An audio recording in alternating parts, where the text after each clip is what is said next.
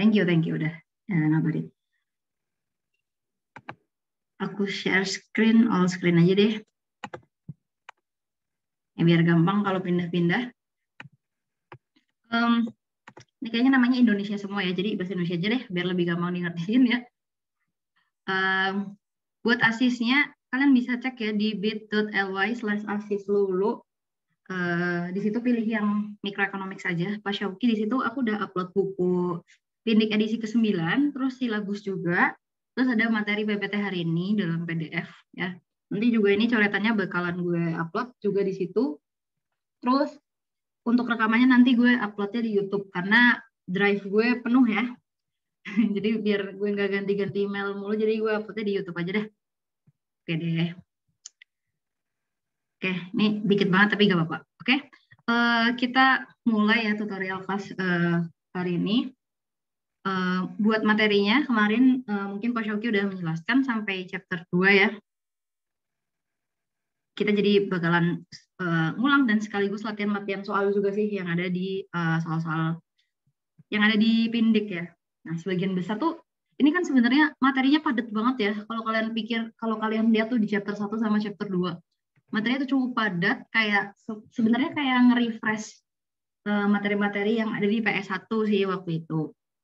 Nah, yang dibutuhkan adalah kalian banyak latihan soal aja dari buku-buku Pindik, karena ya kemungkinan besar nanti ini sih soal-soalnya mungkin akan ada yang dari situ juga gitu.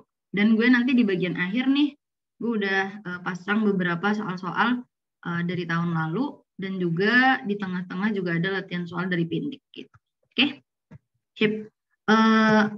Next ya, gue bahas tentang pasar ya.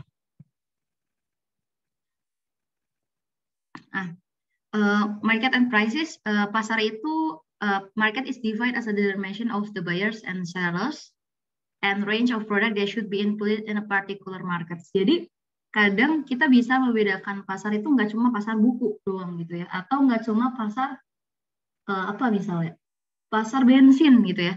Nah ternyata pasar bensin itu bisa juga dibedain menurut lokasinya, kayak misalnya pasar bensin Jaksel, pasar bensin Jakpus gitu ya. Itu kan kayak pasar bensin Jaksel berarti ditujukan untuk orang-orang yang ada di Jaksel gitu ya.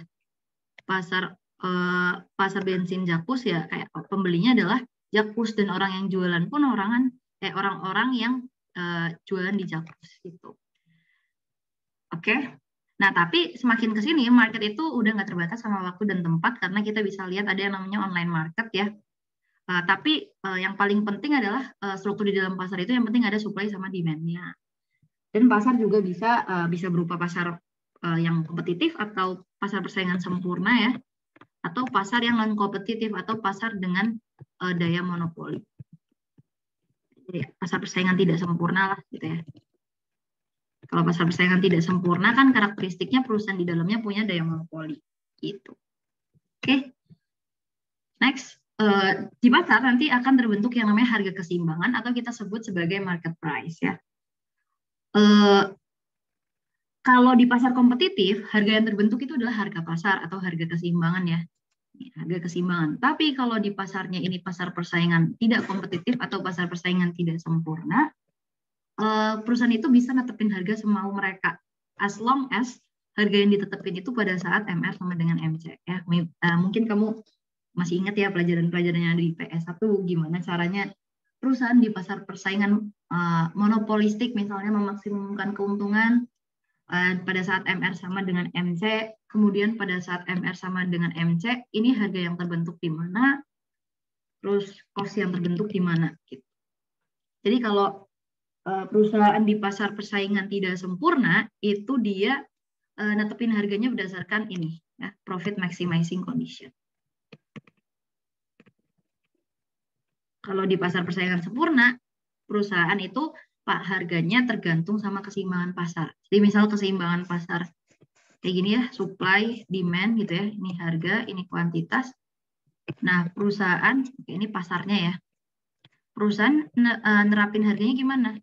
Ya udah dia ngambil aja nih, oh harga keseimbangan yang terbentuk di pasar persaingan sempurna segini, ya udah gue ambil di harga segini Ini kalau pasarnya PPS.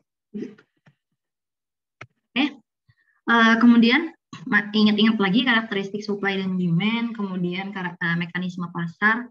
Misalnya di sini kalau misalnya kita punya harga equilibrium di panel ya di sini. Nah, kemudian apa sih yang bakalan terjadi nih kalau misalnya produsen menetapkan harganya lebih tinggi nih daripada harga equilibrium di panel ya. Misalnya perusahaan menetapkan harga di P1. Oke. Kalau perusahaan menetapkan harga di P1, kan berarti itu harganya kemahalan gitu ya. Kalau harganya kemahalan, siapa yang antusias nih? Yang antusias itu produsen nih. Dia kuantitas yang ditawarkan segini nih. Ya kan? Banyak banget nih. Kalau kalian tarik garis ke bawah, ini banyak banget. Nah, tapi yang bete siapa? Yang bete itu konsumennya. Karena dia cuma bisa konsumsi di sini atau beli di sini. Ya, karena harganya makin mahal, kuantitas yang diminta pasti makin dikit. Nah, berarti kita bisa simpulkan di titik PS1 ini, kuantitas yang ditawarkan di harga 1 lebih besar daripada kuantitas yang diminta di harga 1. Ya, berarti ini disebut sebagai excess supply, atau kita bisa bilang di pasar itu ada surplus, atau ada barangnya tuh tumpah-tumpah gitu ya. Ini kan kalau di PE kita nyebutnya excess supply ya. Barangnya tumpah-tumpah, atau namanya adalah surplus. Sedangkan kalau harga yang terbentuk itu di bawah harga equilibrium, maka kita bisa lihat di sini, yang kalau harganya senang, kalau harganya turun, kalau harganya di bawah harga pasar, yang senang siapa? Konsumen, karena dia mintanya jadi lebih banyak ya. Yang bete produsennya, karena harganya makin murah. Jadi di sini kuantitas yang diminta lebih besar daripada kuantitas yang ditawarkan. Atau sebutan lainnya adalah excess demand. Banyak yang minta, tapi kagak ada barangnya. So, namanya adalah shortage atau kelangkaan. Gitu ya. So, kita baca equilibrium price itu adalah ya harga equilibrium tadi ya, panel adalah harga yang price that equates the quantity supply to the quantity demand gitu. Maksudnya adalah harga yang terbentuk saat QB sama dengan QS. Gitu. Kemudian market mechanism is the tendency in a free market for price to change until the market clears. Jadi kondisi mekanisme pembentukan harga atau mekanisme pasar adalah kecenderungan kondisi market clearing juga ya sebetulnya. Apa sih yang dimaksud market clearing? Market clearing itu artinya clear kan artinya bersih ya. Kalau market clearing berarti marketnya bersih, nggak ada barang yang surplus ya, jadi udah bersih, nggak ada yang barang surplus, terus juga nggak ada konsumen yang nggak dapat barang gitu. Jadi sama-sama dapat semuanya gitu. Harganya juga sama-sama enak. Harga yang dimau produsen, harga yang dimau konsumen sama dengan harga yang mau ditawarkan oleh produsen. PD sama dengan PS atau QD sama dengan PS. Oke, tadi surplus juga dijelasin, shortage juga. Next, nah ingat-ingat lagi, kira-kira apa aja sih yang menyebabkan market equilibrium itu berubah? Ada equilibrium itu bisa berubah karena pergeseran ya, ingat shift di demand dan di supply. Apa aja yang menyebabkan shift? Ini kamu bisa lihat ya, perubahan pendapatan, harga barang substitusi, ekspektasi pendapatan, ekspektasi harga. Kemudian kalau supply ini bergesernya karena ini ya, karena change in production dan change in technological process. Oke, masih ingat ya? Semoga masih ingat. Oke, next tentang permintaan demand ya, permintaan demand. sorry. Tentang elastisitas harga permintaan atau price elasticity of demand atau demand elasticity gitu ya.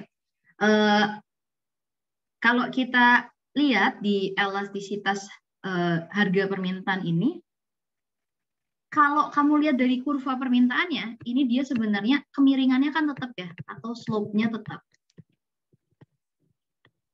Nah, cuma ternyata dengan slope yang tetap itu, di setiap titiknya itu dia punya elasticity yang berbeda-beda gitu. Kenapa elasticity-nya berbeda-beda? Gini, mungkin kamu udah belajar ya, kalau dulu waktu di PE, elastisitas harga permintaan itu rumusnya adalah delta Q per delta P kali P1 per Q1. Ini kan yang dipelajari ya.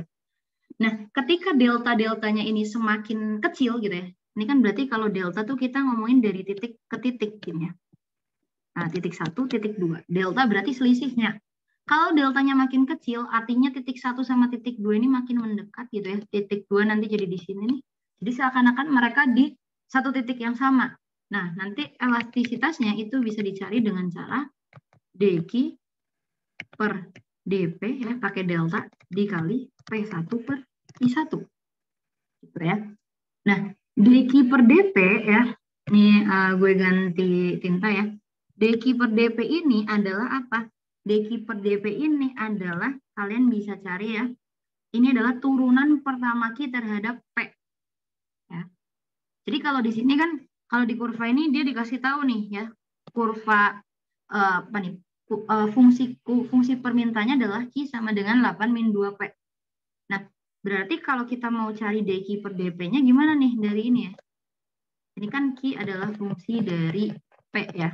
Kalau kita mau cari dq per dp-nya, ya kita turunin sekali aja. Ya, gue masih ingat turunan ya. Ini kalau diturunkan sekali, kan hasilnya negatif 2. Ya, min 2. Oke. Min 2 nih berarti dq per dp-nya. Kalau lupa coba nanti mateknya dibuka lagi catatan mateknya, atau nanti pelajarin lagi tentang turunan kayak gimana cara nuruninnya gitu ya. Semoga udah tahu ya. Ini berarti nanti elastisitas harganya itu sama dengan dq per dp, berarti min 2. Nah, dikali titiknya. Titiknya ini lo ada di mana nih? Oh, misalnya lo titiknya ada di sini nih. Misalnya lo titiknya ada di sini ya. Berarti di situ titiknya P lo adalah 2, ya, Q lo adalah 4. Oke, berarti lo masukin aja nih di sini. P-nya 2, Q-nya 4. So, elastisitasnya adalah min 4 per 4. Berarti min 1. Gitu ya. Jadi elastisitas itu tergantung sama slope-nya dan tergantung sama titiknya. Ya. Tapi kalau dia masih berada dalam satu kurva permintaan yang sama, dia slope-nya tetap. Hanya saja elastisitasnya itu berbeda-beda.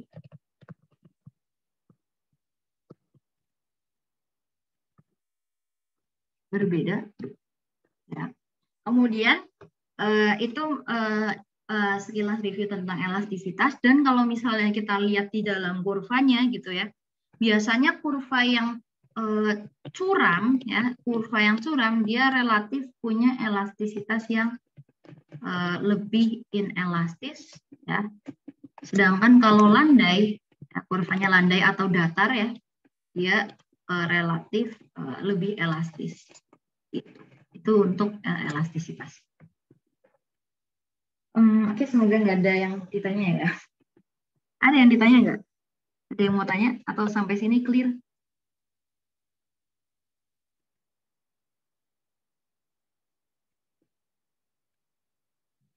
Oke, semoga clear ya. Next, nah ini ada cross elasticity of demand. Basically rumusnya sama banget ya.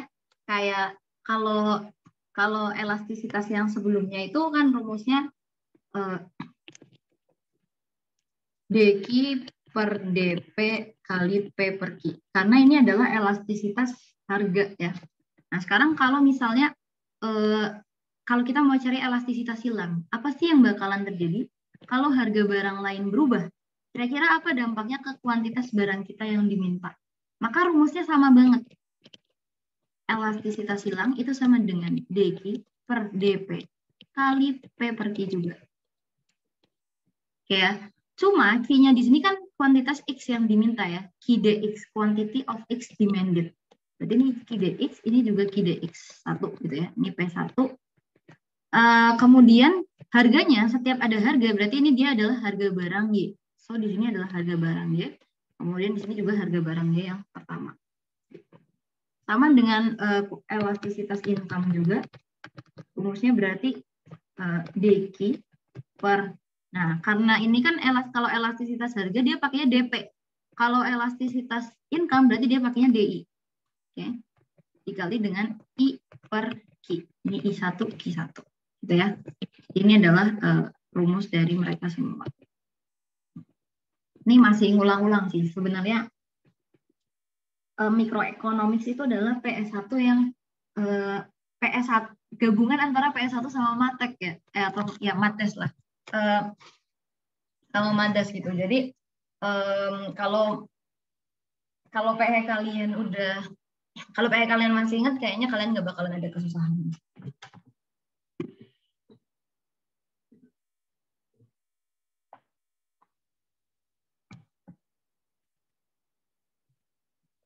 Oke, ini kalau supply rumusnya sama banget, aturannya juga sama banget. Cuma yang ngebedain adalah kalau supply dia itu slope-nya positif ya, dia miring ke kanan, ya kan? Kalau demand slope-nya miring ke kiri. Ini aku gambarin supply ya kan, dia miring ke kanan berarti slope-nya positif. Kalau demand dia miring ke kiri berarti slope-nya negatif. Ini harga, ini kuantitas. Gitu. Next, oke, ini point elasticity. Sebenarnya nggak ada perbedaan yang cukup menonjol ya. Sama ngitungnya kayak sebelum-sebelumnya, cuma dia ini elastisitas titik. Kalau ini arc itu elastisitas busur. Elastisitas di antara dua titik. Jadi kalau tadi kita itu elastisitas elastisitas harga sama dengan dq per dp kali p per q. Nah, di elastisitas busur ini p per q-nya pakai rata-rata gitu. Jadi ini pakai P1 per P2 bagi 2 gitu ya. Ini Q1 plus Q2 bagi 2. Gitu. Itu rumus dari arc elasticity.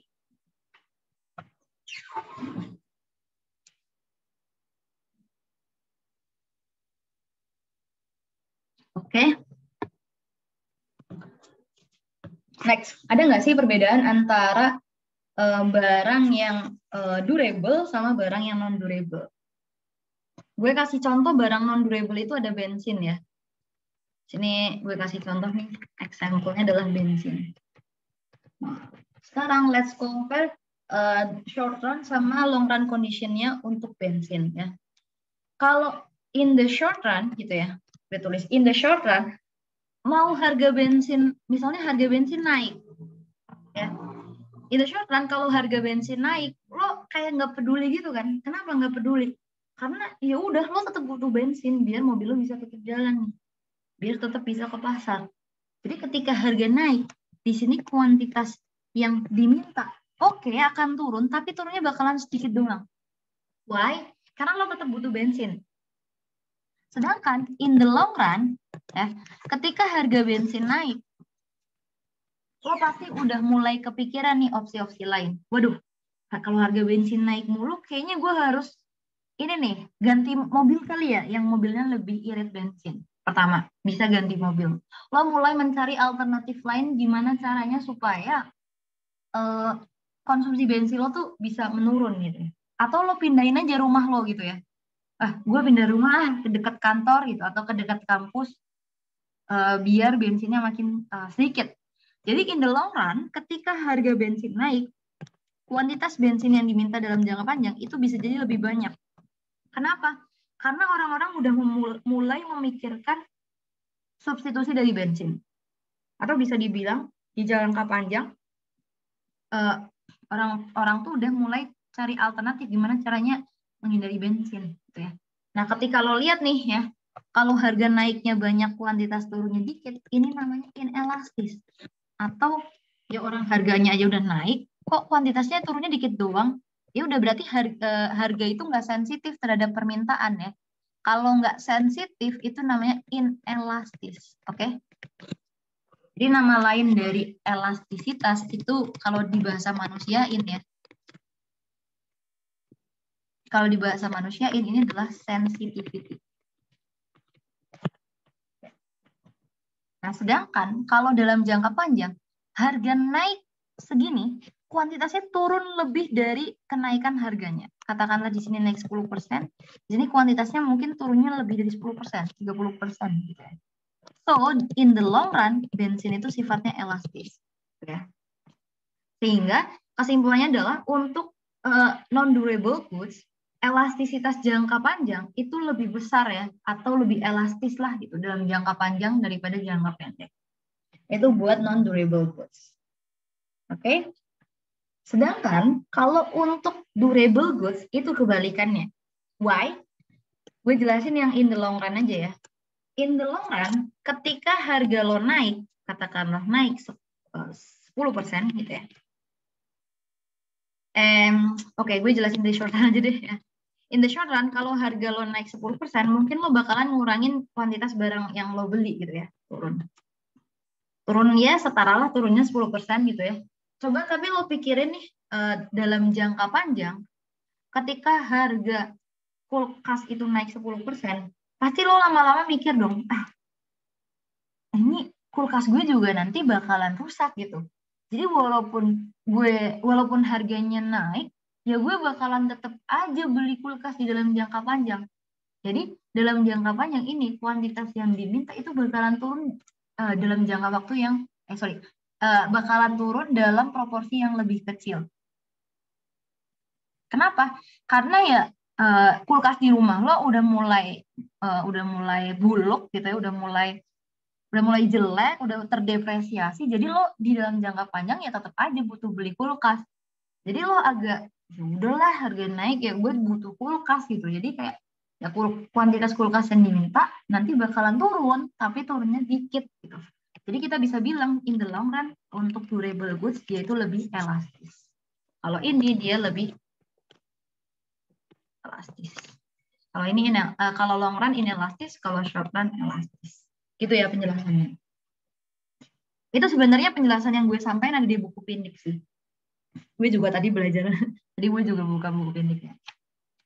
So kalau kamu mau kurang jelas, cari lagi materinya ada di Pindik yang ada gambar ininya gitu ya. Nah jadi kalau gue bisa bilang di sini nih, mulai dari non durable goods ya. Kalau inelastis itu kan artinya curam ya. Nah ini lo bisa lihat nih demand short run-nya lebih curam. Kalau di sini yang lebih curam adalah yang demand long run-nya. Lebih curam. Oke? Oke, itu buat durable goods sama non durable goods. Nah, ini kalau supply nanti lo mungkin bisa baca sendiri ya. Sebenarnya kayak sebagian besar mikro itu teori-teorinya bakalan sedikit banget sih untuk ditanyain ya. Tapi ya lo tetap baca aja untuk kayak pengetahuan aja. Nah, ini ada di Pindik juga. Jadi kita mau belajar gimana caranya bikin fungsi permintaan ya. Gimana cara bikin fungsi demand dan fungsi supply kalau diketahui harga, kuantitas, dan elastisitas. Ini sebenarnya bekalnya yang harus lo tahu itu adalah apa? Lo harus tahu rumus elastisitas dulu. Elastisitas demand itu adalah dQ per dP, atau ini slope-nya ya, slope-nya kurvanya, dikali P1 per Q1. Ingat ini rumusnya ya berarti harus rumus kuantitas demand. Kalau elasticity supply berarti sama dQ per dP ya, ini turunan atau slope dari kurva supply kali P1 per Q1. Ini QS ya. Nah, fungsi demand itu bentuknya kayak gimana? Kalau di sini dia bilang fungsi demand-nya sama Q sama dengan min A min BP ya. Sebenarnya ketika lo ngomongin fungsi ya itu lo bisa banget ya buat terserah lah, pokoknya fungsi permintaan tuh selalu Q sama dengan M gradient gitu ya dikali P plus konstanta. Mungkin lo pernah belajar ya di matematika dulu Y sama dengan MX tambah C gitu ya. Nah, Y-nya di sini adalah sekarang Q ya. Y-nya ini adalah kuantitasnya gitu ya. X-nya ini adalah price-nya. Gitu. Jadi lo harusnya punya masih inget-inget nih cara bikin fungsi. Nah, sekarang kita langsung latihan soal aja ya, nggak usah ininya. Kita coba latihan soal nih. Nah, ini yang ini belum elastisitas ya. Ini kayak kalian disuruh bikin equation for demand sama equation supply-nya. Oke, kita mulai dari equation apanya nih? Bentar ya, aku mau sisiin laptop dulu biar nyatetnya lebih enak. Oke. A vegetable fiber, boleh dibaca dulu. A vegetable fiber is traded in a competitive world market and the price and the word price is 9 per pound. Unlimited quantities are available for imports into the United States at this price. The U.S. domestic supply and demand for various price levels are shown as follows. Yang A, what is the equation for demand and what is the equation for supply? Okay, so first, kayaknya kalau warnanya merah rada nggak enak dilihat ya. Jadi aku ganti pakai warna hitam aja. Buat yang A, kita pertama mau cari dulu equation for demand-nya. Equation for demand. Oke. Kalau bikin equation di dalam matematika, at least itu kita punya 2 titik ya. Jadi misalnya kita ambil aja nih 2 titik ya. Misalnya ini kondisi pertama, ini kondisi kedua gitu ya. Oke. Jadi equation of demand itu bisa dihitung dengan cara, jadi kan kalau di matematika itu gue selalu balik ke matematika ya, karena Micro 1 nggak lepas dari matematika. Mungkin lo masih ingat ya, rumus kayak gini nih. Y per Y1 min Y2 min Y1 sama dengan X min X1 per X2 min X1. Oke. Nah, di dalam kurva permintaan, atau ya kurva permintaan dan penawaran, sumbu Y-nya ini kan P. Sumbu X-nya ini Q. Ya udah, lo ganti aja sama P sama Q.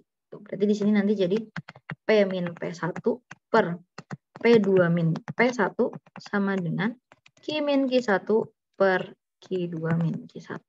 Nah, lo ambil tuh kondisi untuk demand-nya ya. Berarti misalnya di sini P1, kayak gini nih laptopnya. Misalnya di sini kan lo punya data P1 lo itu 3, terus Q1 lo itu 2. QD ya, ini kan demand ya. QD1 lo itu 34. Kemudian P2 lo itu 6 dan QD2 lo itu 28 ya. Kamu bisa ambil kondisi manapun sih harganya gitu. Jadi ambil aja 2 titik, boleh kondisi ketiga, kondisi keempat, 5, 6 sampai ya. Nah, dengan yang diketahui ini lo bisa nih bikin ya kurvanya hitungannya berarti jadi P-3 ya kan per 6-3 sama dengan Q-34 per 28-34. Oke, berarti di sini lo punya P-3 per 3 sama dengan Q-34 per berapa tuh? Min 6 ya. Min 6. Ada yang bisa dicoret? Oh, ada. Kalau ada yang bisa dicoret, coret aja nih. Nah, ini coret sama ini berarti kan jadi min 2. Ya. Berarti nanti perkalian silang ya, atau min 2-nya ini lo pindahin ke kiri. Jadi lo punya min 2 kali P-3 sama dengan Q-34. Ya. Di sini lo punya min 2P tambah 6 sama dengan Q-34. Oke. Nah, karena Q-nya ini udah sendiri, lo pakai rumus Q aja ya. Jadi nanti fungsinya adalah Q sama dengan min 2P plus 40. Jadi ini adalah fungsi permintaannya. QD sama dengan min 2P plus 40. Itu adalah equation demand-nya. Ada yang mau ditanyain nggak sampai sini? Jelas ya? Semoga jelas ya. Sekarang equation supply-nya. Sama sebenarnya. Supply equation-nya berarti langsung aja P min P1 per P2 min P1 sama dengan Q min Q1 per Q2 min Q1. Tapi ingat di sini yang lo pakai adalah lo harus cari tahu quantity yang disuplai. Jadi di sini ketika harga 1 ya, quantity supply-nya 2. Ketika harganya 6, quantity supply-nya 4. Nih kan. Oke. Ini adalah data yang lo punya. Oke, lo pindahin ini ke sini. Berarti nanti lo punya P-3 per 6-3 sama dengan Q-2 per 4-2. Jadi nanti lo punya, ini gue garis ya. Jadi nanti lo punya P-3 per 3 sama dengan Q-2 per 2, ya kan? Perkalian silang ya. Ini kali sini, ini kali sini, gitu kan? Jadi nanti 2 kali P-3 sama dengan 3 kali Q-2. Oke. Jadi 2P min 6 sama dengan 3Q min 6. Oke. Lo bebas mau bentuk persamaannya P sama dengan atau Q sama dengan, tapi biar seragam mungkin lo pakai Q sama dengan aja ya. Biar seragam sama yang ini nih. Sama yang persamaan Q D ya. Pakai Q aja deh ya. Jadi nanti di sini lo punya 2P min 6 plus 6 berarti 2P sama dengan 3Q. Ya. Berarti Q sama dengan 2/3P. Ini adalah rumus QS-nya. Oke. Itu rumus QS-nya. Jadi jawaban yang A udah selesai. Oke. Sekarang jawaban yang B ya. Ini jawaban yang B, gue tulis di sini warnanya mungkin rada beda ya biar bisa dibedain dikit. Wait. Yang B itu ditanyain at price 6, what is the price elasticity of demand and what is it at price of 12. Saat harganya 9, yang ditanya adalah berapa elastisitas demand-nya, ya kan? Nah, sekarang kamu cari dulu saat harganya 9. Ntar dulu. Sekarang kamu ingat-ingat rumus elastisitas demand itu apa sih? Elastisitas demand itu kan rumusnya adalah dQ per dP kali P per Q. Nah, P-nya kan udah tahu 9 nih. Ulangi. dQ per dP-nya kan lo udah bisa tahu nih dari turunannya ya kan. Ini turunan nih. Turunan atau slope ya. Sedangkan P-nya juga udah tahu. Nah, sekarang Q-nya yang belum tahu ya. Berarti lo cari nih di tabel. Saat harganya 9, kuantitas yang diminta berapa nih? Oh, ternyata 22. Ya, QD-nya sama dengan 22. Berarti nanti lo hitung elastisitas demand-nya sama dengan turunannya berapa? dQ per dP. Nah, lo lihat nih ya. Ini kan udah dalam bentuk Q sama dengan ya. dQ per dP-nya berarti angka di depannya nih min 2, ya kan? Kan tadi rumus QD-nya itu sama dengan min 2 P plus 40. Oke. Maka dari persamaan itu lo bisa tahu nih kalau dQ per dP-nya itu sama dengan min 2. Oke. Nah, ya udah, masukin aja nih ke rumus elastisitas permintaannya. Kayaknya jangan di garis dulu ya. Elastisitas permintaannya sama dengan dQ per dP kali P per Q. dQ per dP-nya tadi min 2 ya dari sini. Ya. Kali P-nya itu 9, Q-nya itu 22. Jadi di sini elastisitas demand-nya adalah min 18 per 22. Sampai sini aja sebenarnya enough sih.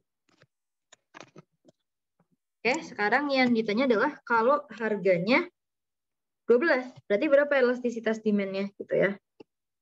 Elasticity demand-nya berarti kalau harganya 12, kuantitasnya adalah berapa nih? 16 ya. 16. Berarti elastisitas demand-nya sama dengan dQ per dP kali P per Q. Ini ED-nya tadi tetap ya min 2 ya. Ini dapat dari atasnya min 2 kali P-nya 12, ininya 16. Berarti hasilnya adalah min 24 per 16. Ini adalah ED-nya. Oke. Oke, ini buat yang kedua. Sampai sini ada yang mau ditanyain mungkin? Atau cukup jelas? Oke deh. Semoga jelas ya. Nah, sekarang kita pindah ke apa nih? What is the price elasticity of supply at 9? Ya udah, kalian carinya yang sekarang fokusnya ke kurva supply. Saat harga 9, kuantitas yang ditawarkan ada berapa nih? Saat harga 9 yang ditawarkan ada 6. Oke. Kemudian yang ditanya adalah elasticity supply. Jangan lupa buat menentukan kalau elasticity supply itu kita butuh data dQ per dP-nya, ya kan? Kali P per Q. dQ per dP dilihat dari mana? Dari rumus elastisitas supply-nya, ya. Kan rumus supply-nya. Rumus supply-nya adalah QS sama dengan 2/3 P. Dari rumus ini, berarti kita bisa tahu nih, DQ per DP-nya itu adalah berapa? Lihat aja angka di depan P-nya. 2/3. Gitu. Ya. 2/3. So, di sini elasticity supply-nya adalah 2/3 kali harganya 9, kuantitasnya 6. Oke. Ada yang bisa dicoret? Ada ya. Ini bagi 3, 2, coret-coret, jadi hasilnya adalah 1. Oke.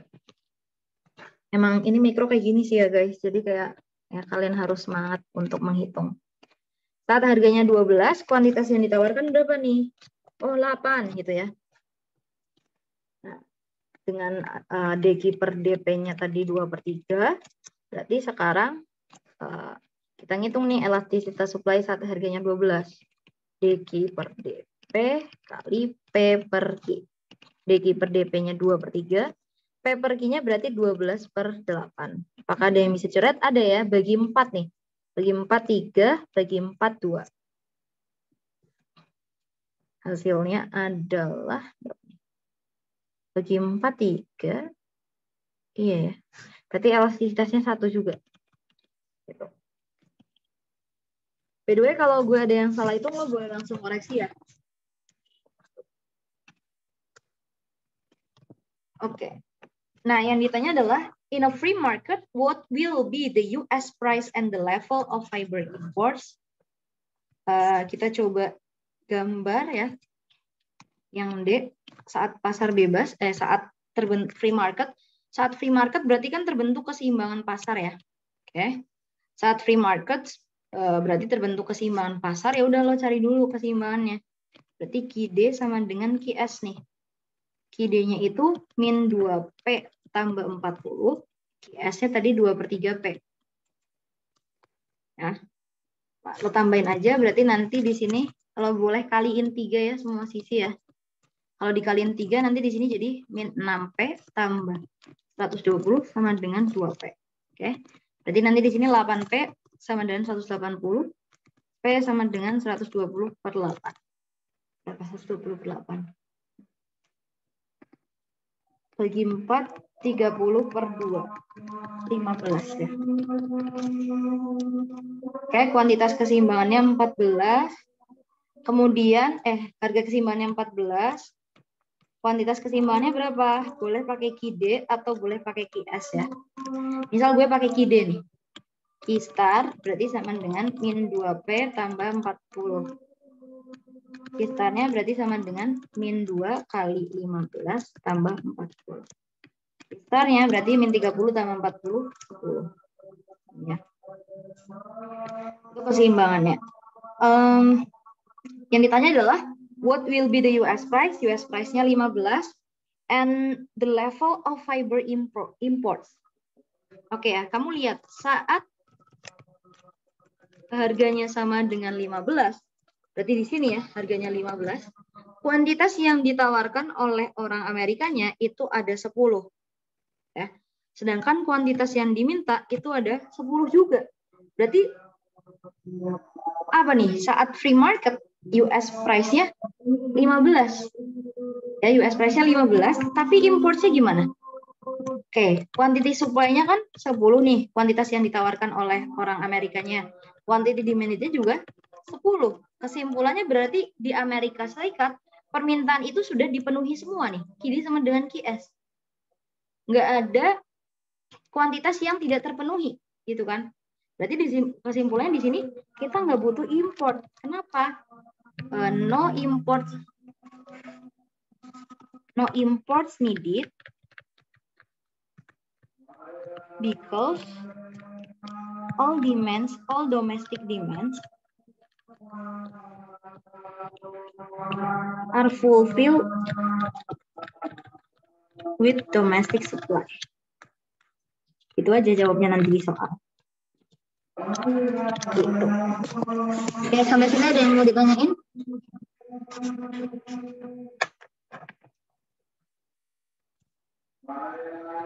Oke, nggak ada ya.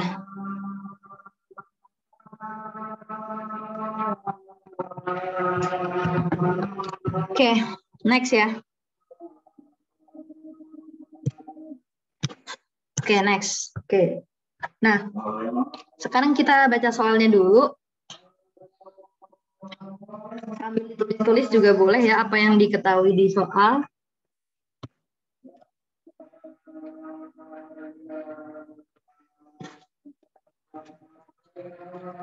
Ini soalnya dari pendek ya. In America, in 2010,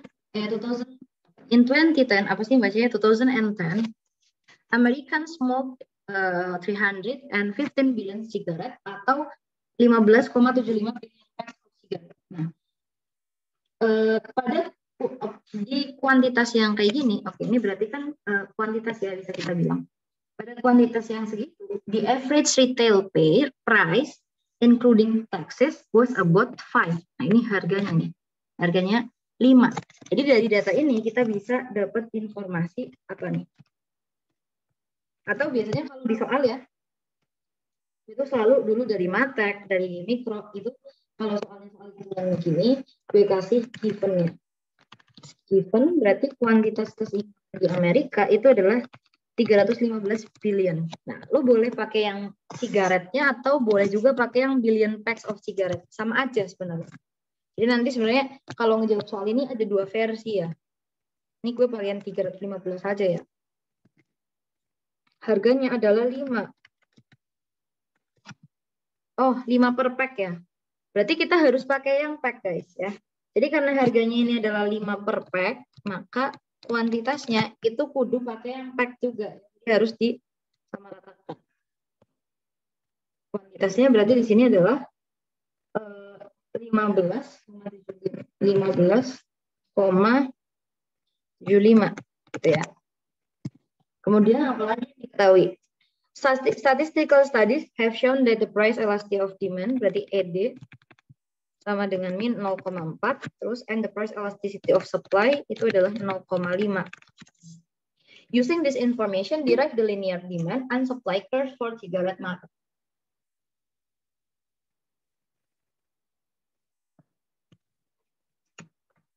Oke, nah pertama kita mau ngederive dulu si demand marketnya ya. First we would like to derive the demand function dulu. How to derive the demand function? Kamu lihat elasticity demand dia nilainya minus 0,4 nih. Padahal dari elasticity of demand itu tadi rumusnya adalah dq per dp kali p per q. Yang mana dq per dp ini adalah turunan dari fungsi permintaannya. Turunan fungsi demand-nya. Atau kita bisa bilang ini adalah slope dari demand-nya. Oke. Ya udah, masukin aja nih. Elasticity of demand-nya ini 0,4. Ya kan? Slope dari demand-nya kita belum tahu. Oke. Slope dari demand-nya kita belum tahu ya, tapi saja dq per dp dulu.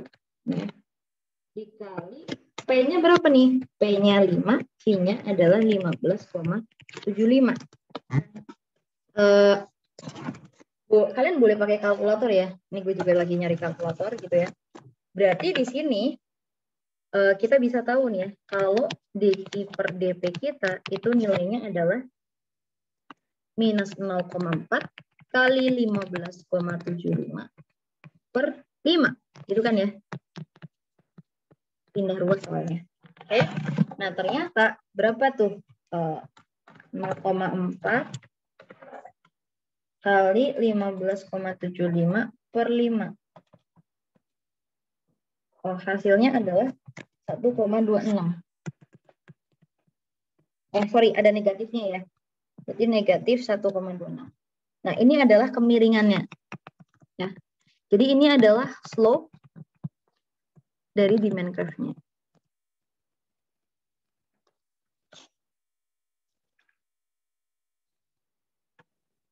Oke.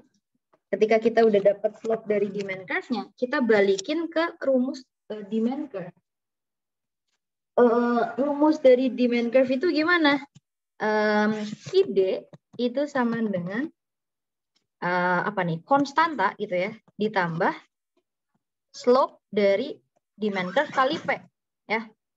Berarti di sini kita masukin aja QD sama dengan konstantanya belum tahu, tapi gradiennya kita udah tahu nih. Ini gradien dari demand nih. Ya. Gradien dari demandnya berapa? Min 1,26 dikali P. Masukin aja tuh, oke?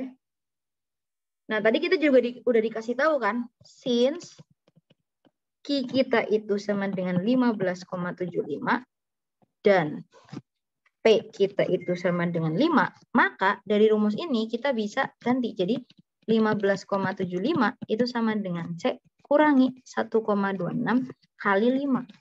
Oke? Nah, berarti berapa tuh 1,26 kali 5? Setelah dalam 6,25, berarti 15,75 ini sama dengan C kurangi 6,25. Berarti C sama dengan 15,75 tambah 6,25. Hasilnya adalah 22. So, kalau C-nya udah ketemu nih 22, terus M-nya juga kita udah ketemu, ya sebenarnya kita udah langsung bisa nih bikin demand curve-nya. Demand curve-nya berarti C-nya tadi 22 ditambah M-nya, M-nya tapi negatif ya. Jadi di sini nanti min 1,26 dikali dengan P. Jadi ini adalah demand function-nya. Apa ada yang mau ditanyain sama sini?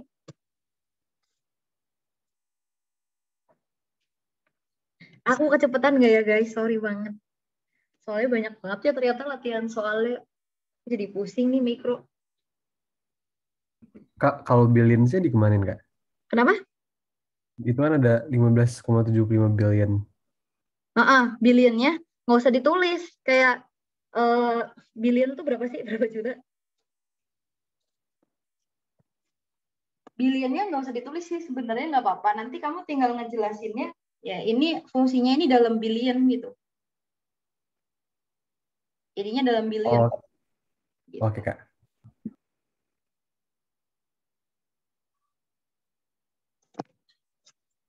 Oke. Sekarang supply function-nya.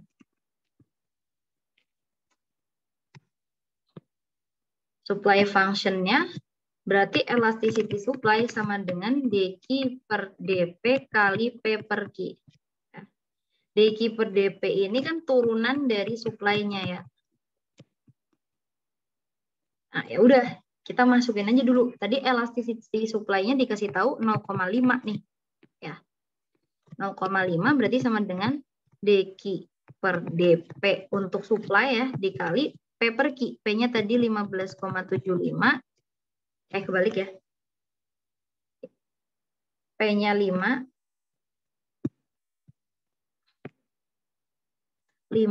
per 15,75. Jadi dQ per dP-nya itu sama dengan 0,5 kali 15,75 per 5. Kan? Berarti 0,5 kali 15,75 per 5. 1,575.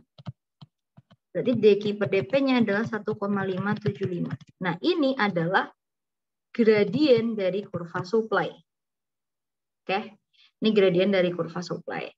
Yang sekarang mau kita cari tahu itu adalah apanya nih? Kita butuh tahu, oh kurva supply itu kan rumusnya apa? C plus MP, selalu ya. Gue tuh jarang banget ngajakin anak-anak buat ngafalin ya. Jadi lo langsung ambil aja fungsinya. Bodo amat dah itu gradiennya berapa, bodo amat C-nya positif atau minus. Anggap aja semuanya as a variable dulu. Ya, sebagai sebuah variabel dulu. Jadi ini QS sama dengan C-nya mana? Oh ya, C-nya belum dikasih tahu ya. Ditambah M-nya kita udah punya nih ya. Gradiennya itu adalah 1,575 dikali P. Since tadi kita punya Q-nya itu 15,75 dan P-nya itu adalah 5, maka ini kita turunin ya. 15,75 sama dengan C tambah 1,575 dikali P. P-nya 5. Oke. Berarti 15,75 sama dengan C plus 1,575 kali 5. 7,875. Berarti C-nya sama dengan 15,75 kurangi 7,875. Sama aja 7,875. Ya, kita udah nemu nih C-nya ya. So, dari rumus yang ini, kita bisa tahu nih, QS itu sama dengan C, C-nya 7,875, tambah M-nya tadi juga udah nemu, 1,575 dikali P. Jadi ini adalah rumus QS kita. Itu deh.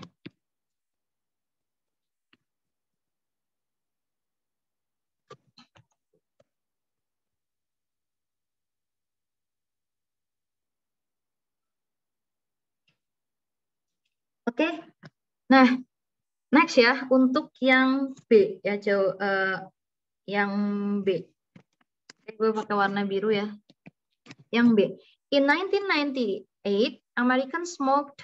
Oke, gue tulis dulu ya. Kuantitas yang Amerika konsumsi itu ada kuantitas di 1998 yaitu ada 23,5. Oke. Kemudian and the retail price was about $2.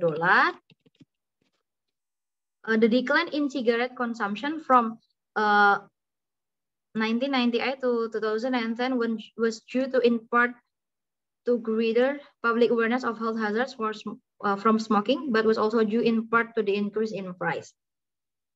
Suppose that the entire decline was due to increase in price. What could you deduce from that about the price elasticity of demand?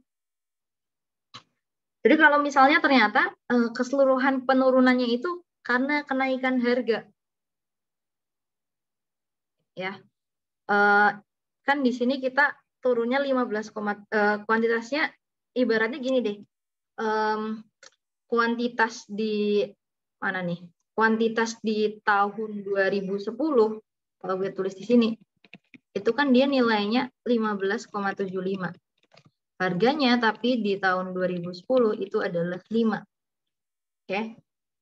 Nah, yang sekarang ditanya adalah what could you deduce from that about the price elasticity of demand? Ya karena udah diketahui 2 titik ya, kuantitas di 98 dan kuantitas di 2010, berarti kamu bisa pakai rumus elasticity demand yang apa?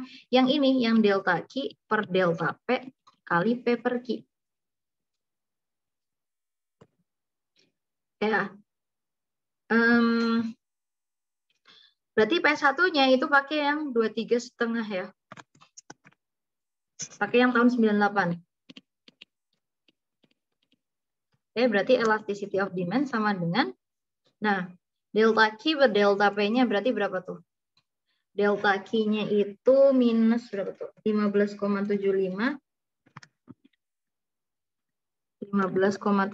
minus 23,5 per delta P-nya berarti 5 min 2 gitu ya.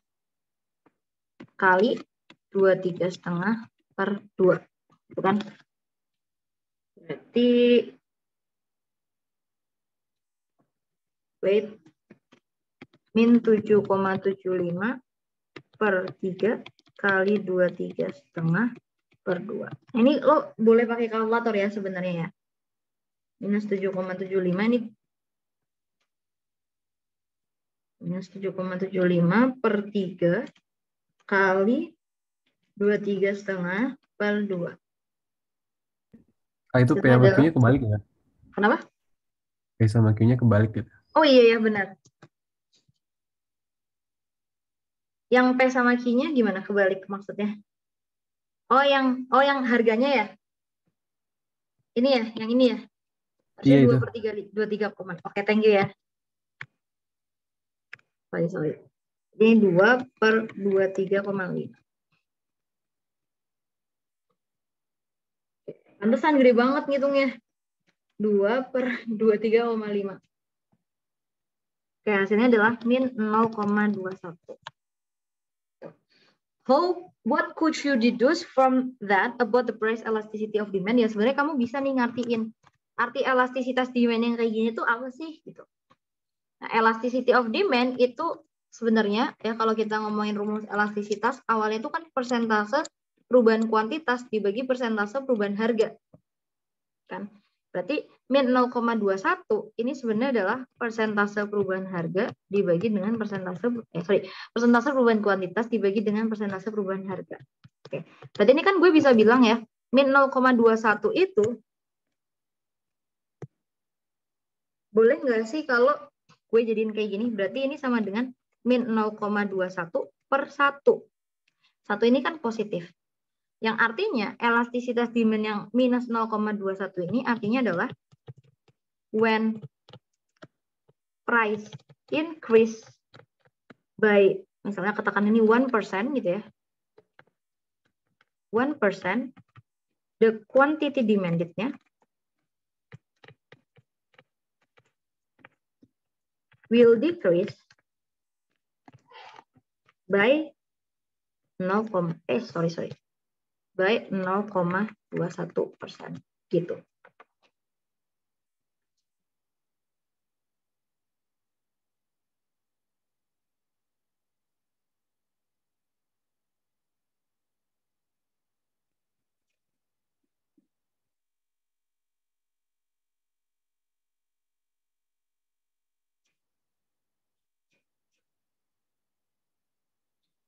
Kayak ada yang mau ditanyain nggak?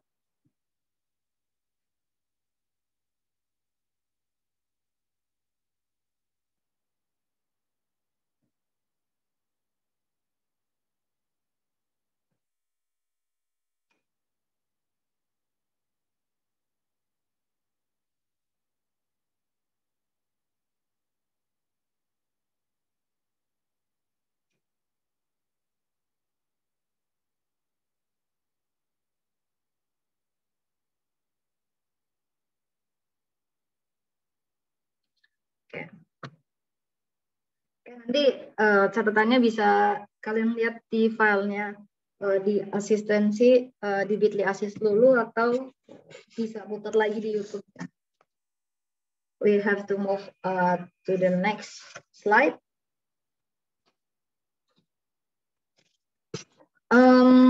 Oke, sekarang kita ngomongin consumer behavior. Ya, kita berarti ngomonginnya indifference curve sama budget line ya. Kalau consumer kan kita ngomonginnya nggak lepas dari, kalau consumer tuh ada dua, ada yang namanya teori kardinal, ada yang namanya teori ordinal. Di teori kardinal ini kalian bahasnya total utility, marginal utility, law of diminishing marginal utility. Kalau di ordinal, lo bahasnya IC dan BL atau indifference curve dan budget line. Mungkin analisis kita sekarang sebagian besar banyak yang di IC sama BL sih. Gitu. Oke. No basic assumption about preferences. Ini ada beberapa basic assumption.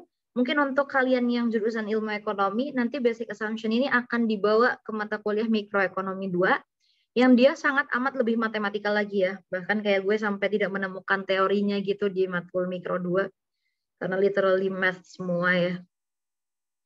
Pertama, completeness. Consumers can compare and rank all possible basket. Thus, for any two market, baskets A and basket B, a consumer will prefer A to B and will prefer B to C and will be indifferent between the two. Jadi kita bisa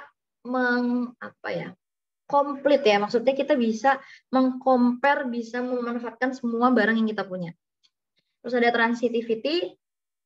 Kemudian yang paling ini nih, yang paling ketara itu adalah more is better. Artinya apa? More is the more the merrier ya. The more good to be consumed is desirable. Ya, jadi misalnya ketika lo disuruh milih nih, lo pengen, ini ada indifference curve 2, ada indifference curve 1. More is better. So of course you will choose indifference curve 2 over indifference curve 1. Why? Because suppose that I have, ini ya, aku punya titik A dan aku punya titik B. Di sini. Misalnya ini konsumsi ice cream dan ini konsumsi bakso.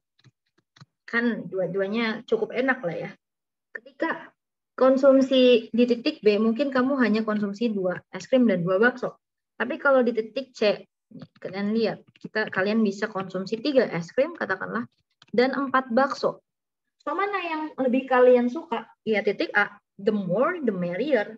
Selain karena dia indifference curve-nya lebih kanan, dia lebih banyak juga. Ini khusus untuk konsumsi lebih dari satu jenis barang ya. Oke. Next. Nah, ini indifference curve. Indifference curve yang di sebelah kiri ya. Indifference curve shows all basket that give the consumer the same level of satisfaction. Jadi kepuasan yang sama. Nah, di sebelah kanan kita punya indifference map. Indifference map itu adalah kumpulan indifference curve-nya seseorang. Jadi sebenarnya kamu itu punya indifference curve banyak banget ya. Numpuk-numpuk nih, bahkan kalau misalnya sampai dilanjutin ke atas ini ada lagi. Bahkan di antara indifference curve ini ada, di antara indifference curve ini ada, di antaranya ini pun ada lagi, di antaranya ini pun ada, gitu ya. Jadi indifference curve kalian tuh banyak banget. Itu namanya indifference map. Oke, next. Nah, kalau kita ngomongin indifference curve, kalian bisa lihat kurva dari indifference curve itu dia tidak sama ya, atau dia kan bentuknya cembung terhadap titik origin ya. If you see from the origin point atau dari titik origin, kamu bisa lihat bentuk indifference curve itu cekung. Dan kamu juga bisa lihat slope-nya itu berbeda. Misalnya dari titik A ya, ini gue ceritain aja. Di titik A, kamu punya banyak clothing, banyak sekali clothing. Dan kamu punya sedikit food, kamu hanya punya 1 food. Ya, kalau kamu cuma punya satu food tapi banyak makanan, banyak baju, pasti kamu kayak, waduh, aduh baju gue dikit nih, gimana ya? Makannya dikit ya berarti ya. So, aduh, aku lapar nih, gimana ya caranya? Untuk kamu bisa menambah dari punya food 1 ke food 2, kamu itu rela banget loh buat ngurangin 6 clothing kamu. Jadi untuk menambah 1 food, kamu mau aja buat ngurangin 6 clothing yang kamu punya. Itu kalau clothing kamu udah banyak nih. Beda sama di titik D, kamu udah punya imbang nih, maka nanti kecenderungannya kalau kamu mau menambah 1 food gitu ya, ya kamu cuma mau untuk mengurangi cuma mau untuk mengurangi sedikit clothing. Jadi semakin sedikit kamu punya sesuatu, kamu semakin pengen berkorban lebih banyak. Tulis ini ya, aku tulis. Semakin sedikit kamu punya sesuatu, semakin mau nambah dan berkorban banyak.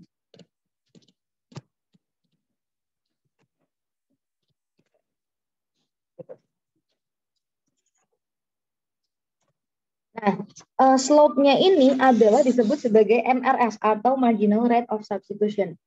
Ya, itu artinya adalah is the maximum amount of a good that consumer is willing to give up in order to obtain one additional unit of another good. Jadi di sini consumer mau menurunkan min 6 clothing-nya in order to get +1 for the food. Oke? Gitu. Atau suppose lain kalian bisa lihat di sini. Oke? Next. Now, this is the special case for indifference curve. We have indifference curve with 0 MRS atau constant MRS among time ya, a long time. Di sini ini karakteristiknya adalah untuk perfect substitute. Sedangkan kalau yang MRS-nya 0 ini adalah untuk barang yang komplement. Oke, di sini gue jelasin dulu gue jelasin sedikit aja tentang yang komplement ya. Di sini misalnya lo punya 4 left shoes dan 1 ring shoes, 1 right shoes ya, 1 right shoes.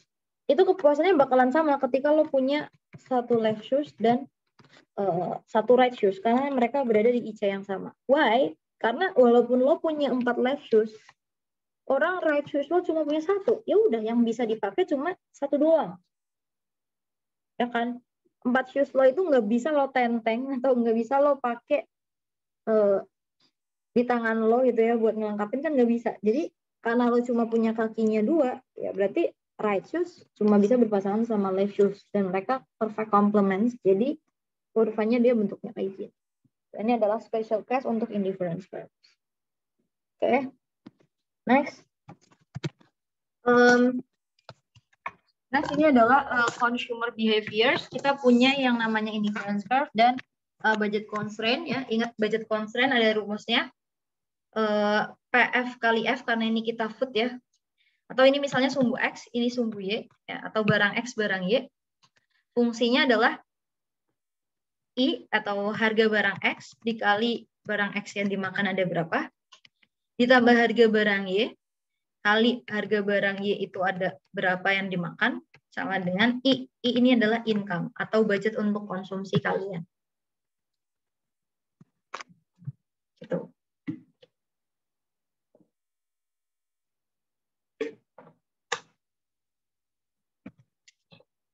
Oke.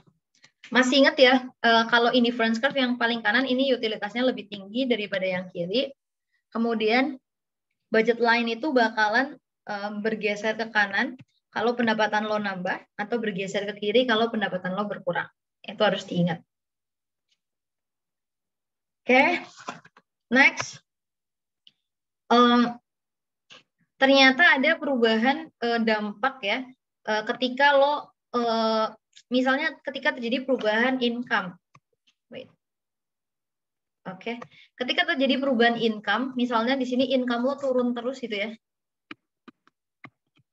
Ketika terjadi perubahan income, maka indifference lo itu bakalan menyesuaikan. Ingat, lo punya banyak sekali indifference curve yang mereka itu bisa nyesuaiin di mana aja. Jadi contohnya misalnya ketika lo punya pendapatan $160, maka indifference curve lo bakalan di sini. Harusnya dia nempel ya. Tapi bentar ya.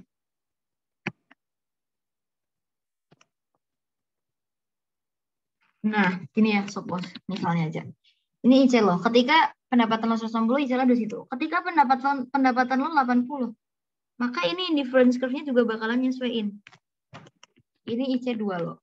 Sebenarnya gambar indifference curve tuh nggak ngelengkung sempurna itu ya. Tapi dia bisa jadi kayak gini. Terus ketika nanti pendapatan lo turun jadi 40, ini di sini lo punya indifference curve.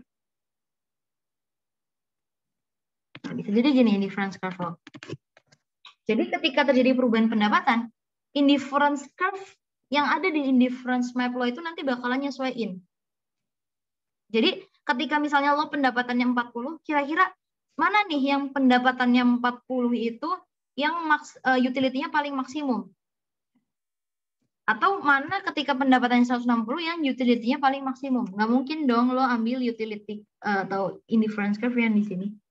Karena ya dia simple lebih tidak puas aja daripada IC3. Nah, titik-titik keseimbangan yang tadi udah kita gambar nih ya, titik keseimbangan adalah pertemuan antara budget line sama indifference curve. Nah, ini nggak ada ya, sorry. Di sini titik A, B, C, ini kita gabungin. Ini bakalan membentuk yang namanya kurva income consumption curve. Oke. Itu karena perubahan pendapatan. Nah, kalau karena perubahan harga, Kak, gimana tuh kalau karena perubahan harga? Kalau karena perubahan harga, di sini nanti difference curve-nya juga bakalan nyesuaiin gitu ya. Misalnya ini IC1, terus ini IC2, ini IC3 gitu ya. Titik-titiknya ini, ya titik-titik keseimbangannya ini, terus ini, terus ini. Ini kalau digabungin, ya ini mungkin karena gambarnya jelek ya, jadi gambarnya kayak gini. Ini namanya adalah price consumption curve. Oke. Nah, ini nanti kalau diturunin, ya misalnya kalau pendapatan lo makin naik, kuantitas, kalau income lo makin naik, kuantitas barang X yang lo konsumsi atau dalam hal ini adalah food itu makin tinggi. Jadi misalnya, nih kalau pendapatannya segini, konsumsinya segini.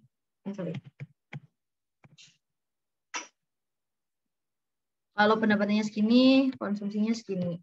Dia bakalan naik aja gitu. Ini namanya adalah angle curve. Sedangkan kalau yang price consumption curve, kalau diturunin, ini price, ini kuantitas food, ini dia kalau diturunin, bakalan kayak gini gambarnya. Ini namanya adalah demand curve. Nanti kayaknya ada soalnya sih ya, kalau nggak salah. Kalau ini ya, indifference curve, budget line itu bakalan berotasi kalau apa nih? Ini berotasi keluarnya ya. Kalau ini berotasi keluar, ini karena harga foodnya makin murah. Jadi kalau harga dari barangnya makin murah, rotasinya itu keluar. Tapi kalau harganya makin mahal, rotasinya itu ke dalam. Gitu.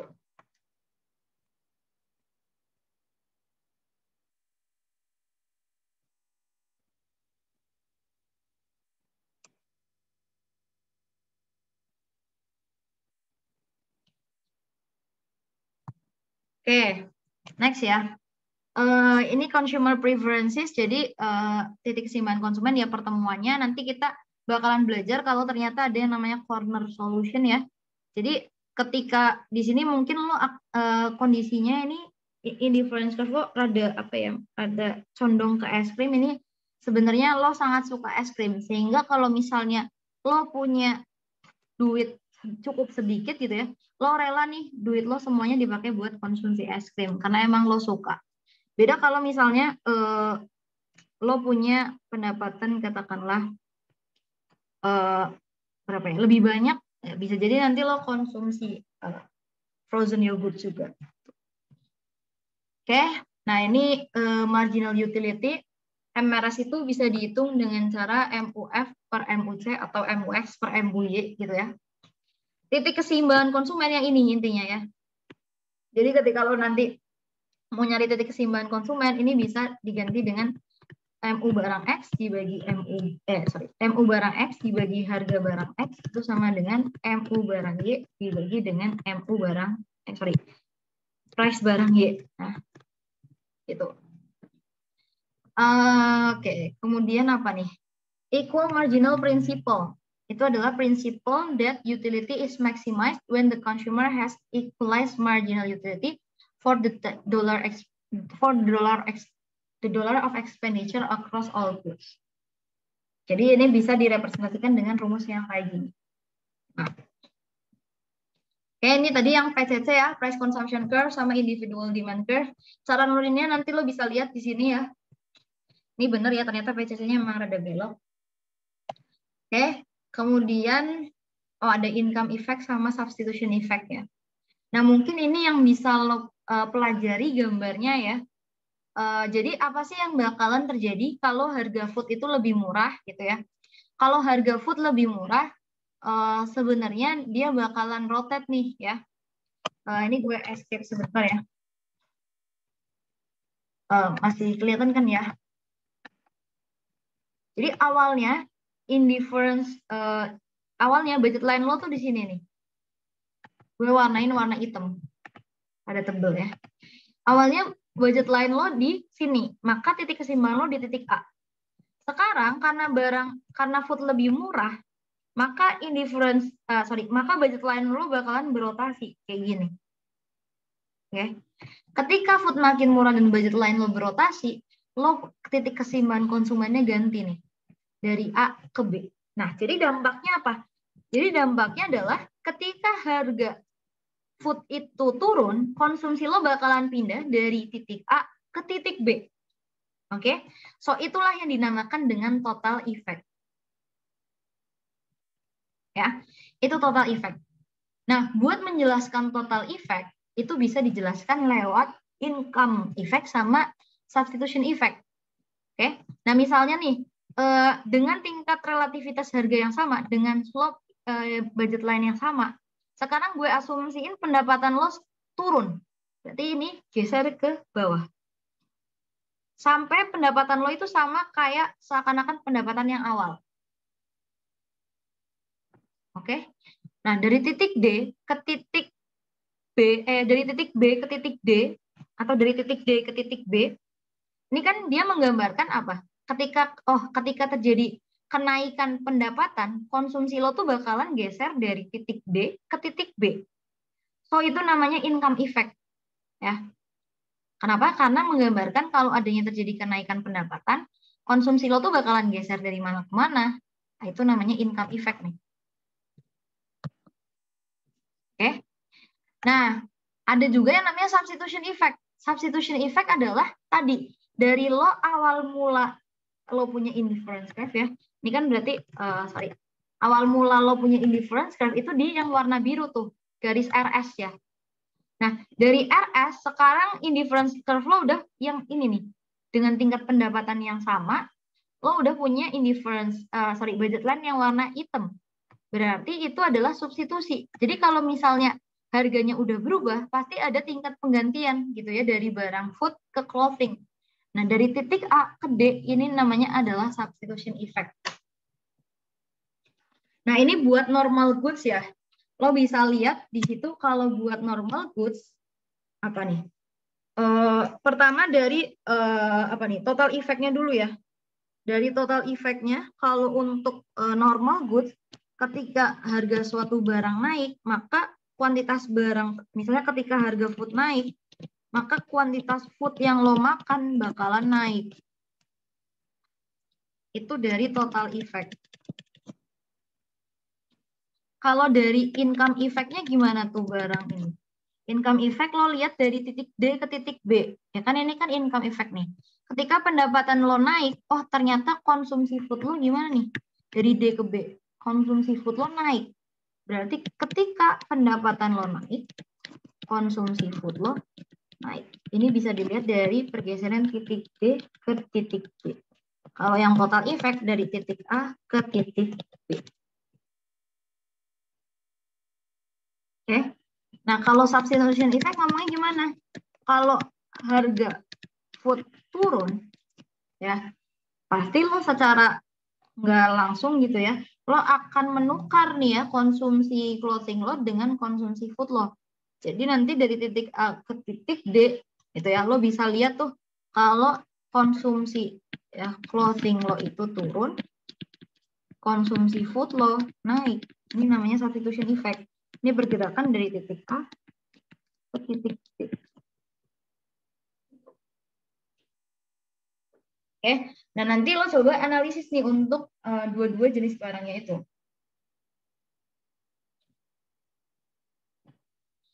Oke, nah sekarang kalau barangnya inferior sama barangnya given, kayak gimana? Ya. Nah, kalau barangnya apa nih namanya? Kalau barangnya inferior, lo bisa lihat di sini ya. Total effect itu adalah titik A ke B. Ya, so di sini lo bisa lihat total effect-nya dari titik A ke B. Ceritanya tetap sama. Kalau harga food-nya itu turun, ya total effect nih. Di sini kuantitas food yang lo minta masih naik, ya kan? Dan dari titik A ke titik B, ketika harga food-nya turun, kuantitas food yang lo makan tetap naik dari F1 ke F2. Ini adalah dari titik A ke titik B. Sekarang lo lihat income effect-nya. Income effect itu adalah dari titik D ke titik B. Ya, dari titik D ke titik B. Nah, lo bisa lihat nih, ketika pendapatan lo naik, ya, kan ini kan sebenarnya ceritanya masih sama ya. Gue bawa yang dari sini deh, kurvanya ya. Ketika pendapatan lo naik dari sini ke sini, berarti kan pergeserannya dari titik D ke titik B, ya kan? Nah, lo bisa lihat tuh, kuantitas ketika ya lo naik, kuantitas food yang lo minta bakalan gimana? Bakalan turun. Nah, ini adalah karakteristik dari inferior goods nih. Ya kan? Nah, kalau dilihat dari substitution effect-nya, gimana nih? Substitution effect itu dari titik A ke D. Dan dari titik A ke D lo bisa bilang ketika harga food-nya turun, nah lo bisa lihat di situ kalau kuantitas food yang lo minta bakalan naik, kuantitas clothing-nya bakalan turun. Ini adalah dari titik A ke D. Selalu kayak gitu ya, perubahan titik-titiknya. Yang penting lo jangan pernah ngubah nih titik ABD-nya gitu.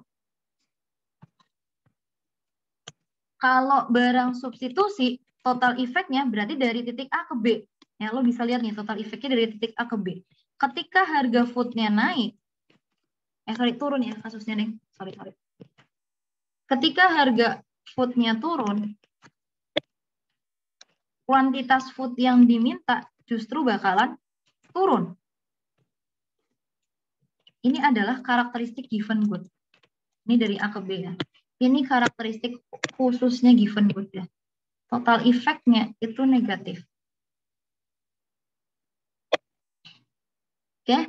Kemudian income effect-nya gimana? Income effect selalu lihat dari titik D ke titik B. Ya. Ketika pendapatan lo naik, kuantitas food yang diminta bakalan apa nih? Dari titik D ke titik B. Turun ya kan? Turun. Substitution effect-nya gimana? Substitution effect ingat selalu dari titik A ke D. Oh, substitution effect-nya normal nih. Ketika harga food turun, ya kuantitas food yang lo makan bakalan makin nambah, kuantitas clothing-nya bakalan makin turun. Nanti kalau lo nonton videonya ini, mungkin lo bisa pause-pause ya. Jadi kayak kalau gue ngomong, lo bisa, oh ini pergerakannya kayak gini nih. Gitu. Jadi emang, kalau menurut gue mikro itu rada, apa ya, rada nyurang ya. Gitu. Oke. Terus, itu buat consumers ya.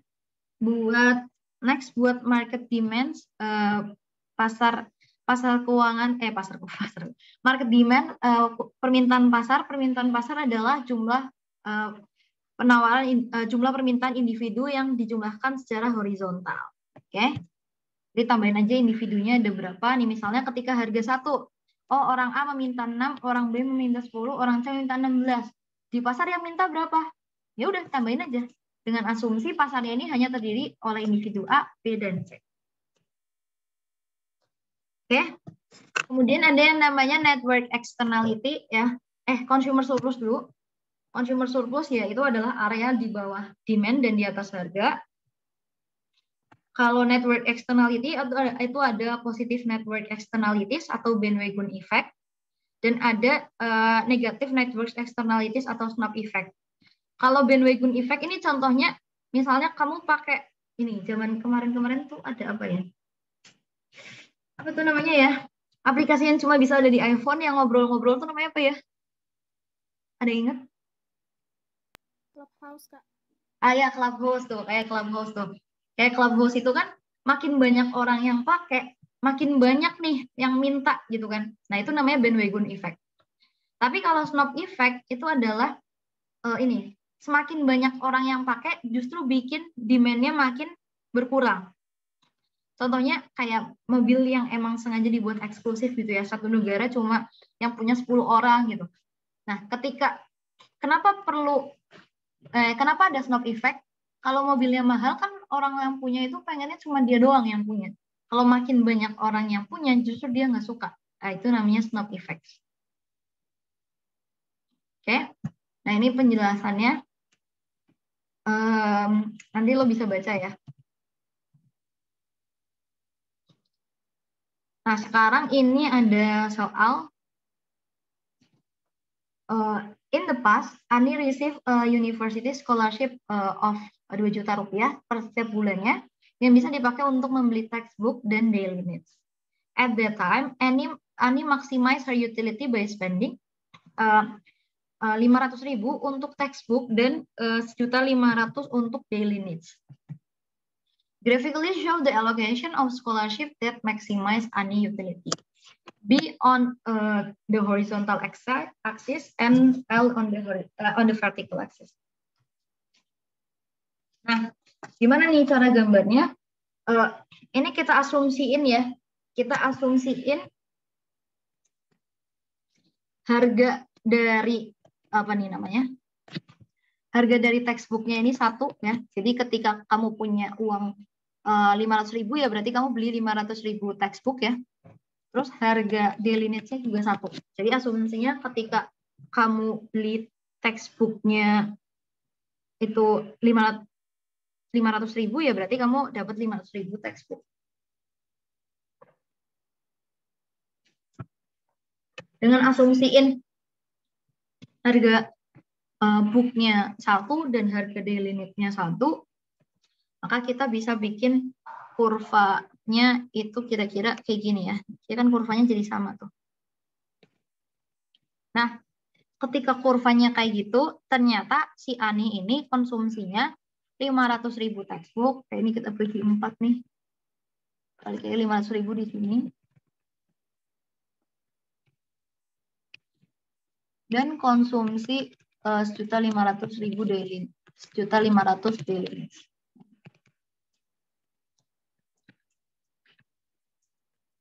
So, kita bisa gambar kira-kira indifference curve-nya Ani kayak gimana? Oh, mungkin indifference. So, saya indifference curve-nya. Bentar, indifference curve-nya mungkin dia gini. Gimana sih guys gambarnya? Sumpah gue nggak bisa gambar banget. Gini kali ya. Nah, indifference curve-nya kayak gitu. Oke? Yaudah, gambarnya kayak gitu sih. Jadi harus ada asumsi ini ya, tapi ya. Harga booknya 1, harga ininya 1. Ini yang A. Yang B. Recently, the scholarship committee changed the policy regarding the scholarship fund allocation. Jadi kebijakan alokasi itu sekarang berubah. Jadi tetap dikasih 2 juta, tapi yang dalam berupa duit itu cuma 1 juta. Jadi 1 juta itu bebas dipakai buat apa aja. Bisa buat beli daily needs atau bisa juga buat beli textbook. Ya. Kemudian the remaining 1 juta sisanya itu cuma boleh dipakai buat beli textbook doang. Ya, yang mana pemberiannya itu reimbursement sifatnya ya. Kalau kamu baca dia sifatnya reimbursement. Kalau dipakai cuma 800 ya dibalik aja cuma 800 doang. Nah, ini ada unik nih, Kak. Kenapa? Ini soalnya sebenarnya pengen nunjukin corner solution nih, udah ketebak banget gitu. Nah, jadi kalau gue kopas ininya ya. Oke, kalau gue kopas nih apa namanya? Kurvanya gue taruh di bawah. Ini ya. Yang berubah indifference curve si Ani itu bakalan tetap kayak gitu ya bentuknya. Jadi dia rada miring ke daily needs-nya gitu. Ibarat kalau digambar tuh bukan indifference curve yang gini, tapi indifference curve Ani itu di indifference curve yang gini. Ya. Jadi dia gini nih indifference curve-nya. Apa namanya? Rada condong ke daily needs. Soalnya si Ani mungkin dia lebih suka belanja daily needs daripada beli textbook. Wah, jelas banget ya. Itu kan semua mahasiswa kayak gitu kan. Ngapain beli textbook gitu kan. Kalau gue sih gitu ya, karena textbook terlalu mahal buat gue. Nah, di sini lo bisa lihat. Berarti maksimum si Ani itu bisa maksimum ya, si Ani itu bisa beli berapa textbook ya. Maksimum si Ani, ya sebenarnya Ani bisa beli semua duitnya buat beli textbook, karena kan bebas ya. Yang 1 juta ini bisa buat beli textbook, kalau 1 jutanya dipakai buat beli textbook di sini. Terus di sini juga ada kalau alokasi 1 juta buat beli textbook, ya berarti 2 juta yang Ani punya buat beli textbook. Nah, kalau di sini gue mengusulkan kayak gini nih. Berarti di sini maksimum si Ani itu beli daily needs-nya 1.000. Ya enggak? Maksimum loh ya, dia bisa beli daily needs-nya 1.000. So, kita hapuskan area di atasnya 1 juta yang di sini. Jadi, si Ani cuma bisa buat beli 1 juta, ya, 1.000. 1 juta daily needs. Ini maksimum banget. Ya, dia bisa 1 juta beli 1 juta daily needs. Nah, sedangkan buat si books-nya, ini kan ada 1 juta ya di sini ya.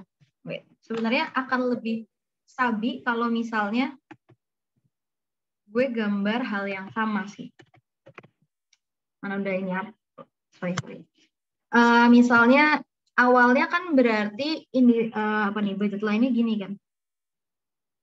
Awalnya gini nih. Tapi yang gue ambil sekarang adalah warna yang merah ini nih. Kenapa yang biru atas nggak gue ambil? Karena Ani nggak bisa konsumsi lebih, nggak bisa konsumsi daily needs lebih dari 1 juta. Di sini aja misalnya 1.500.000. Bisa nggak? Nggak bisa. Karena apa? Karena 1 jutanya itu wajib buat beli textbook. Gitu. Oke. Jadi daily needs Ani dibatasin cuma 1 juta doang. Nah, sedangkan si textbooknya dia bebas kan? Dia boleh-boleh aja nih ya. textbooknya itu lebih dari 1 juta. Misal di titik ini ya, di titik ini Ani misalnya textbooknya 1.200.000, daily needs-nya cuma 800, bisa nih. Gitu. Nah sehingga sekarang budget line kita yang warna merah ini nih, jadi dia budget line-nya patah gitu ya. Ada bagian yang kosong. Bisa nggak Ani konsumsi di titik sini? Ya bisa. Di titik sini Ani konsumsi 1 juta daily needs dan di sini misalnya books-nya cuma 100.000 dengan sistem reimbursement itu. Oke. Nah, yang ditanya kira-kira keseimbangan Ani bakalan terbentuk di mana? Oh, ya udah, kita kopas aja nih IC yang tadi udah terbentuk di sini. Nah, ini IC yang lama gitu ya. Nah, IC yang lama kan sekarang nggak bisa tercapai karena indifference curve kita patah. Nah, sekarang kita mau cari IC kita itu paling bagus di mana? Oh, ternyata IC kita paling bagus di sini. Kenapa? Karena kalau kita mundurin lagi nih IC kita ke sini, ya dia kepuasannya bakal lebih rendah. Ya enggak? Terus nggak ada titik keseimbangan konsumennya, nggak ada titik persinggungan. Jadi, titik keseimbangan kita bakalan di sini. Ya. Ini namanya solusinya adalah corner solution. Jadi mau nggak mau untuk memaksimumkan kepuasannya, Ani tuh harus maksimalin 1 juta buat dipakai buat beli L atau daily needs dan 1 jutanya semuanya kudu dipakai buat beli textbook. Gitu. Ini namanya corner solution.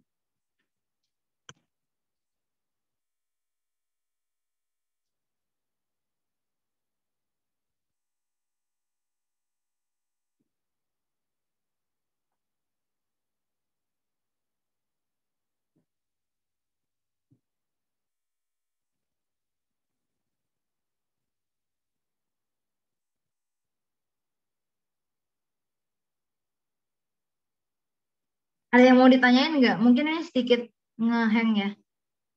Nge-lag atau ngehang gitu. Karena kaget atau bagaimana nih.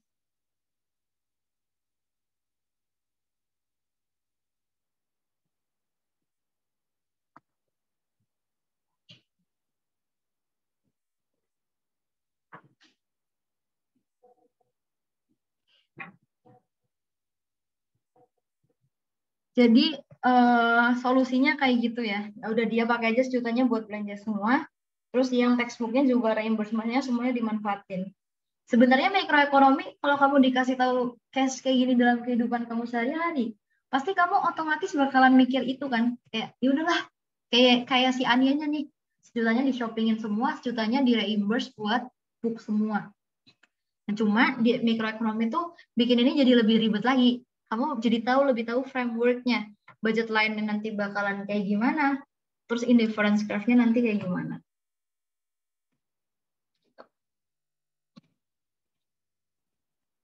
Oke. Ini soalnya masih mandan banyak ya. Ini soalnya cukup gampang sih. Jadi kamu pakai rumus budget budget line aja. Nanti aku kirimin jawabannya aja ya buat yang ini karena ini paling gampang sih dibandingkan soal yang lain. Nah, sekarang kita coba ngerjain ini. The utility function of an individual for food and clothing is represented by U sama dengan M dikali P. If the price of the food is 20.000 and the price for the clothing is P sama dengan 100.000 per unit, how many M will be given to get one additional unit of P when utility is maximized? And yang kedua adalah at the moment the individual is not maximizing her utility and uses her income to consume more M or less P than her utility maximizing bundle. Compare the amounts of this level of consumption with your answer. Is it larger or smaller? Oke, kita harus memaksimumkan utility ya. Ingat utility maksimum saat ini udah dikasih tahu ya di sini. Sorry. Saat MU. Sini berarti MUF ya. MUM, ini kayaknya tulis soal bahasa Indonesia deh. M itu kan makanan ya. Clothing itu kan pakaian ya. Tapi kalian pakai bahasa Inggris jadi ini ya, pusing ya. Udah lah ya. MU makanan sama dengan harga makanan per MU pakaian per harga pakaian.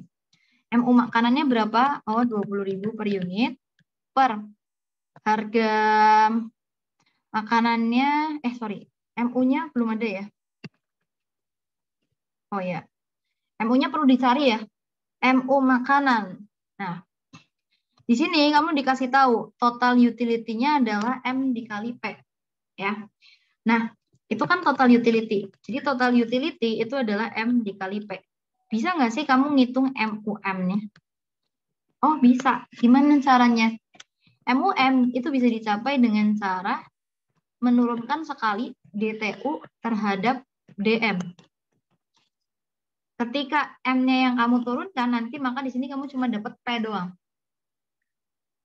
Kemudian kalau MUP, ya, kalau ngitung MUP, berarti DTU atau turunan pertama TU terhadap P, nanti di sini kamu bakalan dapat M doang.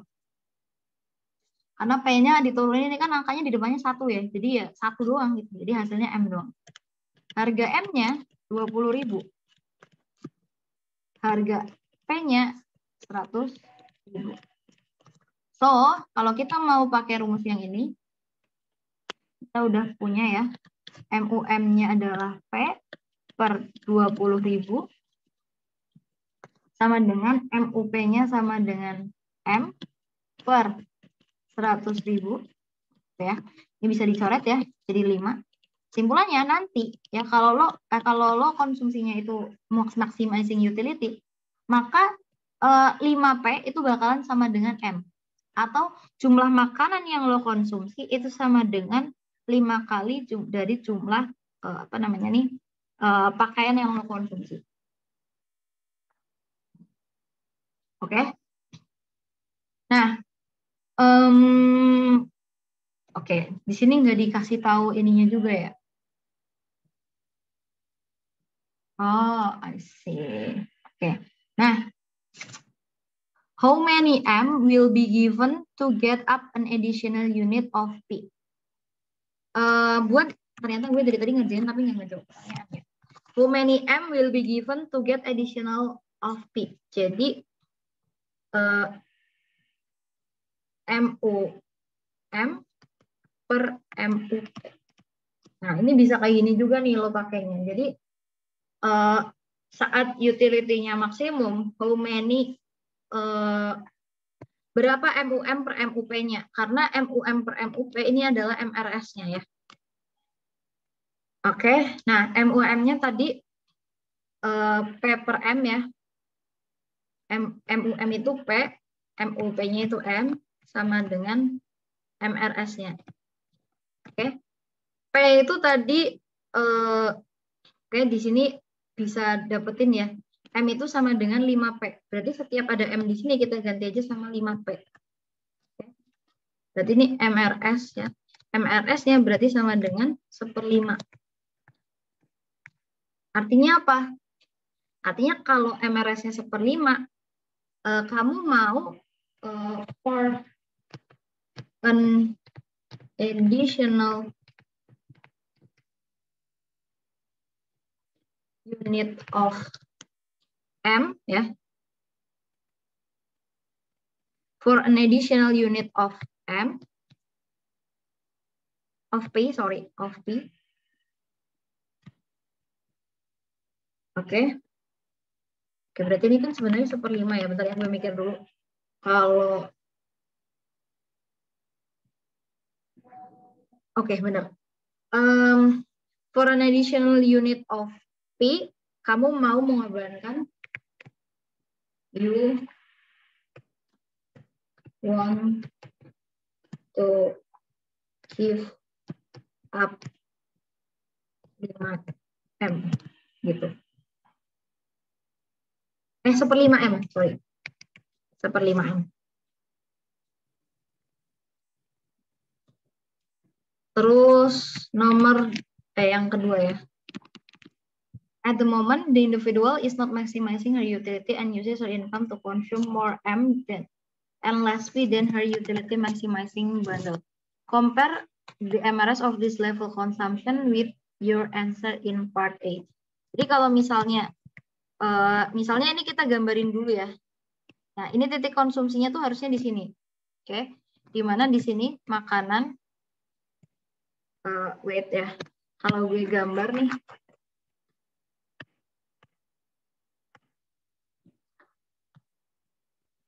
Ini makanan, ini pakaian. Nah, dia gambarnya tuh bakalan kayak gini. Ini adalah 100.000 makanan. Ya, kayak gini lah, kayak 1/5-nya gitu. Nah, konsumsinya itu harusnya 5P sama dengan M. Jadi, konsumsinya di sini nih. Biasanya sih dia selalu di titik tengah. Nah, sekarang misalnya dia konsumsinya more M dan less P. Berarti konsumsi P-nya itu di bawah dan more M. Berarti mungkin dia titik konsumsinya di sini nih. MRS-nya, ya berarti bakalan gimana nih? Kalau MRS di titik yang sini, ya, berarti dia bakalan lebih kecil daripada di titik yang sini. Karena dia letaknya lebih di bawah, gitu. Nanti kalau kamu bingung nih, lihat di indifference curve yang ini aja. Mana ya indifference curve? Nah ini, dia kalau letaknya lebih bawah, dia MRS-nya bakalan lebih kecil. Gitu. Itu ya.